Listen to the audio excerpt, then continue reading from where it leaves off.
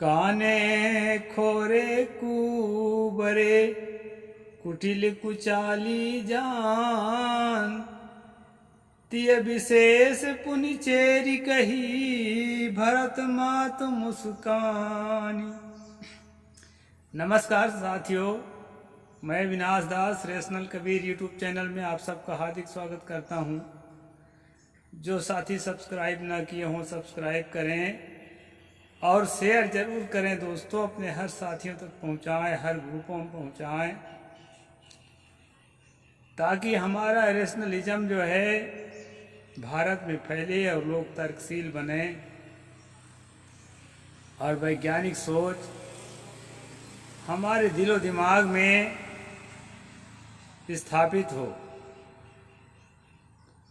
साथियों, मैंने एक दोहा आपको सुनाया है, गोस्वामी तुलसीदास जी का दोहा है जो रामचरितमानस के अंदर है। इस दोहा का अर्थ है दोस्तों, माता कैकेयी ने मंथरा से कहा, ये उस वक्त के प्रसंग में है जब मंथरा जो है राम वनवास का सजेशन दे रही थी कैकेयी को। मंथरा अच्छा कर रही थी कि बुरा कर रही थी, मेरा यह प्रसंग नहीं है। मंथरा स्वयं विकलांग थी दोस्तों। विकलांग होना अपराधी होने का लक्षण है, ऐसा मैं नहीं मानता। वैसे देखा जाए तो जेलों में विकलांगों की संख्या बहुत ज़्यादा नहीं है। अपराधी तो सब जगह हो जाते हैं, विकलांगों में हो जाते हैं। अच्छा सुगठित शरीर वाले भी होते हैं, मध्यम शरीर वाले भी होते हैं। लेकिन ये जो दोहा में कवि ने लिखा है, वैसे कवि कुलभूषण भी कहा गया है तुलसीदास को, यानी कि लेखकों ने बहुत प्रशंसा की है और है भी। उनके लिखने की कला, लोगों को प्रभावित करने की कला कविता के माध्यम से किसी से छुपी नहीं है। लेकिन साथियों, कला तो ठीक है लेकिन दिल के काले ना हों तब। और यहाँ पर जो है उनके वाणियों में जो है जहर घुला हुआ है, तो हम तो दिल के काले ही देखते हैं। इस दोहा में उन्होंने कहा है, जो व्यक्ति आंख का काना हो, जो व्यक्ति हाथ पैर से विकलांग हो, जो व्यक्ति मंद बुद्धि का मानसिक विकलांग हो, जो रीढ़ के हड्डी में कुबर निकला हुआ हो,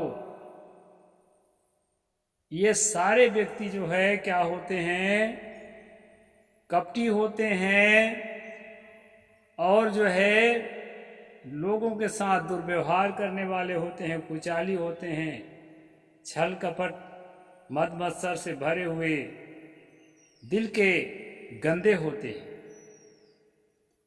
और इनमें भी यदि स्त्री है तो वो सबसे ज्यादा दिल का काला होगी। ती विशेष पुनि चेरी कही। और अगर उन स्त्रियों में अगर नौकरानी है तब तो कहना ही का, वो इतना दुराचारिणी होगी, इतना पापिनी होगी और इतना कपटी और इतने कुचाली होगी कि कहना ही क्या। इस तरह इस दोहा का अर्थ है दोस्तों, ये तुलसी के दिल की भावना नहीं है। इसके पहले इसी प्रसंग में वाल्मीकि ने भी बहती गंगा में हाथ धोया। उसने कहा, वक्राह कुब्जाह परम पापिका, जो वक्र है अर्थात विकलांग हैं और जो कुंवर निकला हुआ है ये लोग परम पापी होते हैं। तो इस तरह से जब मान्यता प्राप्त लेखकों के कलम से लिखा जाता है दोस्तों, तो उसका प्रभाव जनता के ऊपर पड़ता है। जनता में एक धारणा बन जाती है, एक भावना बन जाती है। आज भी छत्तीसगढ़ में किसी काना आदमी को देखने के बाद आदमी का दिल जो है दुखी हो जाता है कि मैं कहाँ इसको देख लिया, आज मेरा काम अशुभ हो जाएगा। और जो है तेली को देख लिया तो मेरा काम आज अशुभ हो जाएगा। बंदर पर भी है एक कि बंदर को देख लिए तो आज हमको खाने को नहीं मिलेगा दिन भर, अब उधर जाके हलवा पूड़ी खाते रहते बंदर देखने के बाद भी, लेकिन मन को गंदा कर लेते हैं। तो साथियों, ये सारी चीजें कहाँ से आती हैं? सारी चीजें आती हैं किताब से। मैं आपके सामने मनुस्मृति को लेकर बैठा हूँ। पहले रेगुलर करता था, अब गैप हो जाता है, इसका स्ट्रीम करना जरूरी है। 9 अध्याय तक पहुँचे हैं, 12 अध्याय तक पूरा करना ही है, भले गैप हो जाए। तो साथियों, विकलांग जो होते हैं, विकलांगों के प्रति, अंग भंग के प्रति हमारे अंदर सहानुभूति होनी चाहिए। उनको हम जो है प्रोटेक्शन दें, उनको हम जो है मोटिवेशन दें और उनको आत्मनिर्भर बनाने में हम मदद करें। और साथ साथ जो ज़्यादा विकलांग है, आत्मनिर्भर होने की संभावना नहीं है, मानसिक रूप से भी विकसित नहीं है, ऐसे लोगों को हम मदद करें। हर आदमी को मदद करना चाहिए। अपने परिवार का है तब तो करना ही है, और नहीं अपने परिवार का है तो भी करना चाहिए, मनुष्य होने के नाते। और यही सच्चा धर्म है। विकलांगों को अपमान करना, जनता में उनके प्रति नफरत पैदा करना, इसको मैं धर्म नहीं मानता। आप यदि मानते होंगे तो क्यों मानते हैं, कमेंट बॉक्स में लिखकर मुझे जरूर बताना। तो साथियों, वाल्मीकि को, तुलसी को ये मसाला कहाँ से मिला? पहली बात तो मसाला हमको भी मिला हुआ है, लेकिन दोस्तों तर्कशीलता वो ताकत है, पारख वो ताकत है कि सार सार को गही रहे थोथा दे उड़ाए। सार चीजों को अपने लिए रखो, असार चीजों से जनता को सावधान करो, अपने परिवार के सदस्यों को, अपने पड़ोसियों को सावधान करो। गलत चीजों से सावधान करने के लिए ही मैं ये वीडियो बना रहा हूँ। और गलत चीज जो हमारे अंदर धारणा बन गई है उसको तोड़ने के लिए वीडियो बना रहा हूँ। मेरा मानना है कि कोई भी विकलांग आँख से, कान से, नाक से, हाथ से, पैर से, किसी भी अंग से भी विकलांग है, मानसिक विकलांग है, वो दया का पात्र है, प्रेम का पात्र है, सहानुभूति का पात्र है। प्रकृति में कोई संरचना पूरी नहीं होने के कारण, कोई संरचना विकृत हो जाने के कारण यदि उसके अंदर कमी है तो नफरत का पात्र नहीं है दोस्तों। उससे नफरत बिल्कुल भी नहीं करना चाहिए। और जो है अभी हमारा भारत के संविधान में विकलांगों को घर की संपत्ति पर भी अधिकार है, और साथ साथ जो है सरकारी संपत्ति पर भी अधिकार है। सरकार जो है उसके लिए योजनाएं खोलती हैं। अब वो योजनाएं जो है बिचौलिए लोग उस तक पहुंचने देते हैं कि बीच में खा जाते हैं, वो अलग चीज़ है। पहुंचना चाहिए, उसके लिए प्रयास करना चाहिए। आप लोगों को मदद करके ऐसे विकलांग आपके अड़ोस पड़ोस में हैं जिनको निर्धारित सुविधाएं और निर्धारित जो भी सरकार की तरफ से राहत है वो नहीं पहुंच पा रही है, तो उसको पहुंचाने में मदद करना चाहिए। यही मनुष्य होने के और भारतीय होने के नाते हमारा कर्तव्य है। तो साथियों, ये मनु ने अपने संविधान में विकलांगों के लिए क्या जगह दिया है, उसी विषय पर आज मैं चर्चा कर रहा हूँ। अब इसमें लपेटे में थोड़ा वाल्मीकि भी आ गए, तुलसी भी आ गए, जितने भी मनु के चेले हैं या उसके अपने आप को वंशज कहलाने वाले लोग हैं, जो अक्षर से पालन करते हैं मनु को, वो लोग दोस्तों ऐसा कहेंगे और ऐसा करेंगे भी व्यवहारिक जीवन में। तो आपको फॉलो नहीं करना है इन चीज़ों को। यदि आप सच्चे रैशनलिस्ट हैं, तो सच्चे पारखी हैं, तो पारखी का मतलब ही है कि सार सार को गई रहे थोथा दे उड़ाए। सतगुरु कबीर साहिब ने कहा है, ये अच्छी बात अगर धर्मशास्त्र में मिल जाए, अच्छी बात अगर रास्ता चलते किसी के मुख से मिल जाए, वो बात को स्वीकार करो, और अभी तक अपने जीवन में अप्लाई नहीं किए हो, आज से उसको अपने जीवन में अप्लाई भी करो। ये है कबीर पंथ।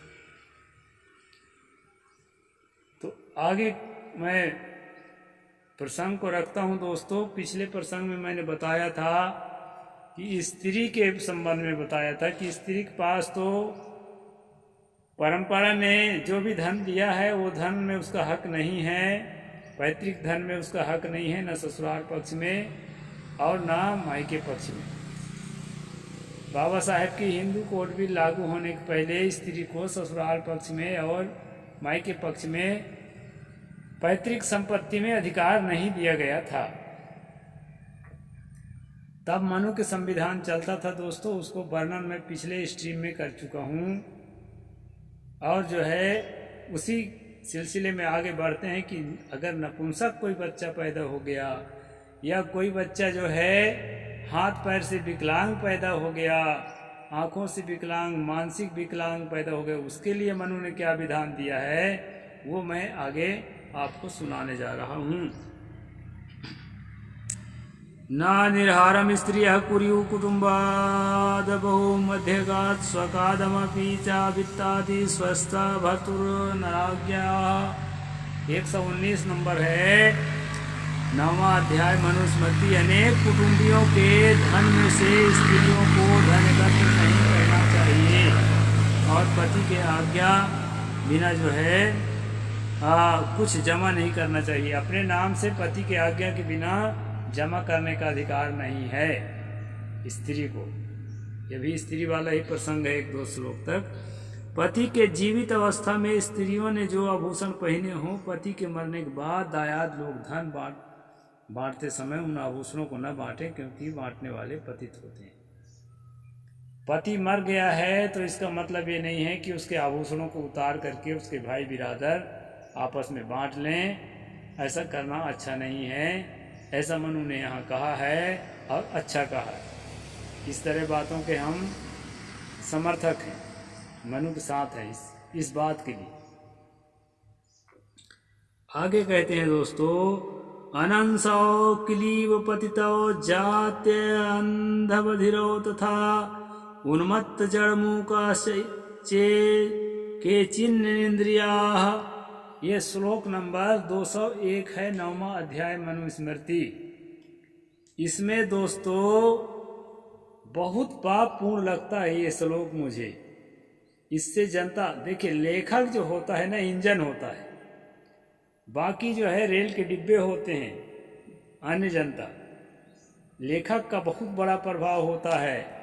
कहते हैं ना 100 बक का एक लिखा, उसको बहुत लोग अपना आदर्श मानते हैं, किताबों को अपना उसको फॉलो करते हैं जीवन में, और उनके जीवन में अप्लाई करने के कारण, जीवन में फॉलो करने के कारण क्या होता है, समाज में वैसा व्यवहार होता है। इसीलिए लेखक को फूंक फूंक करके कलम चलाना चाहिए, तब जाकर के समाज में हम कुछ अच्छी चीज़ दे पाएंगे। तो यहाँ पर जो है लेखक ने गलती किया है, मनु ने गलती किया है, जो भी लेखक है उसने गलती किया है। दोस्तों क्या गलती है, अर्थ में पढ़ के सुनाता हूँ। जो लड़के नपुंसक, पतित, जन्मांध, जन्म बधिर, पागल, जड़, गूंगे और लूले लंगड़े हैं, वे पिता के धन के भागी नहीं होते। यहाँ पर धन का भागी, देखिए दोस्तों, धन एक आधार है। धन के बारे में मैं कई बार बता चुका हूँ कि हमारा इकोनॉमी मजबूत होना चाहिए, साधु के पास भी पैसा होना चाहिए। ऐसा त्यागी फक्कर, बुराइयों को त्याग करने के कारण साधु को त्यागी कहा जाता है। सब कुछ को त्याग करके जीवन नहीं चलेगा, तो पैसा सबके पास होना चाहिए।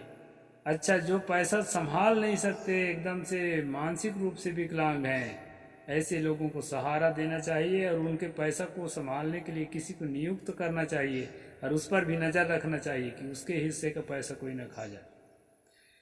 लेकिन यहाँ पर तो मनु ने साफ इनकार कर दिया है ऐसे लोगों को कि वो धन के अधिकारी ही नहीं हैं।